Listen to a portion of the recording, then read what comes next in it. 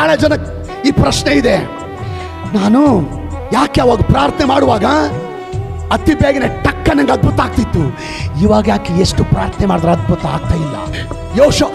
ಯೋಷಫಾಟನ ಹೃದಯದಲ್ಲಿ ಅಷ್ಟು ಸಾರಿ ಸಹಾಯ ಮಾಡಿದ ದೇವರು, ಅಷ್ಟು ಸಾರಿ ಹೆಲ್ಪ್ ಮಾಡಿದ ದೇವರು, ಅಷ್ಟು ಸಾರಿ ಅದ್ಭುತ ಮಾಡಿದ ದೇವರು, ಈ ಸಾರಿ ಯಾಕೆ ಮಾಡಲಿಲ್ಲ ಅಂತ ಆ ನೋವಲ್ಲಿದ್ದಾನೆ.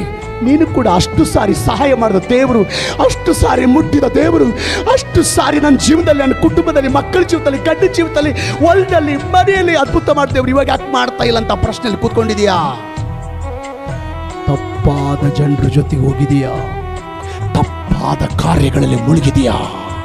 ಒಂದ್ ಮಾತು ಹೇಳ್ತೇನೆ, ನೀವು ತಪ್ಪಾದ ಸ್ಥಳದಲ್ಲಿ ತಪ್ಪಾದ ಜನರು ಸಹವಾಸದಲ್ಲಿದ್ರೆ ನಿನ್ ಬಿಸ್ನೆಸ್ಗಳು ಮುಚ್ಚಿ ಹೋಗೋದು ಗ್ಯಾರಂಟಿ, ನಿನ್ ದುಡಿಮೆಗಳು ನಷ್ಟ ಆಗೋದು ಗ್ಯಾರಂಟಿ, ನಿನ್ ಜೀವನ ಬೀದಿ ಪಾಲಾಗೋದು ಗ್ಯಾರಂಟಿ.